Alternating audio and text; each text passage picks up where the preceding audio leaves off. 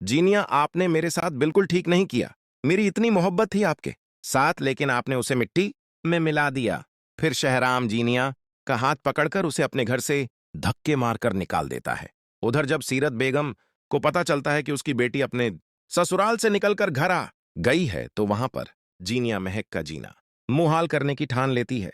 उसे यह पता होता है कि अब महक का बच्चा किस तरह गिराना है। अपना घर खराब करने के बाद भी उसे चैन नहीं मिलता।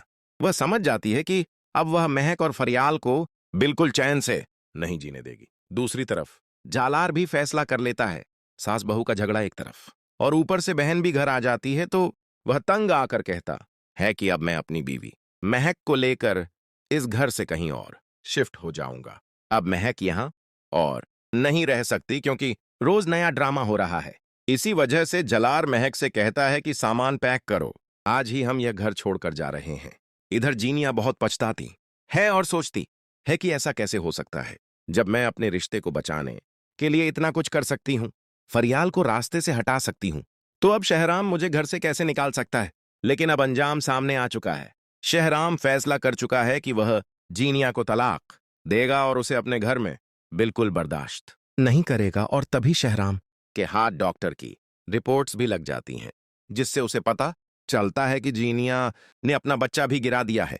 ड्रामा सीरियल हद के आगे के एपिसोड में आप लोग देखेंगे कि कहानी और भी ज्यादा संगीन मोड़ ले लेती है। शहराम जब डॉक्टर की रिपोर्ट्स देख लेता है तो उसका गुस्सा और दर्द दोनों चरम पर पहुंच जाते हैं। वह जीनिया को फोन करता है और सख्त लहजे में कहता है, अब मेरे और तुम्हारे बीच कुछ भी बाकी नहीं रहा, कल ही मैं तुम्हें तलाक दे दूंगा। यह सुनकर जीनिया पूरी तरह हिल जाती है, लेकिन उसके अंदर की जिद अभी भी खत्म नहीं होती। वह अपनी मां सीरत बेगम से कहती है, मैं इतनी आसानी से हार मानने वाली नहीं हूं, मैं अपना हक लेकर रहूंगी। उधर महक और झालार नया घर ढूंढ लेते हैं और वहां शिफ्ट होने की तैयारी शुरू कर देते हैं। महक थोड़ी परेशान होती है, लेकिन जालार उसे हिम्मत देता है, अब कोई हमें परेशान नहीं करेगा, यह हमारी नई जिंदगी की शुरुआत है। लेकिन जैसे ही सब कुछ ठीक होने लगता है, वहीं जीनिया अपनी अगली चाल चल देती है। वह एक नकली हादसे का प्लान बनाती है ताकि महक को नुकसान पहुंचा सके। दूसरी तरफ फरियाल को किसी तरह जीनिया के इस प्लान की भनक लग जाती है।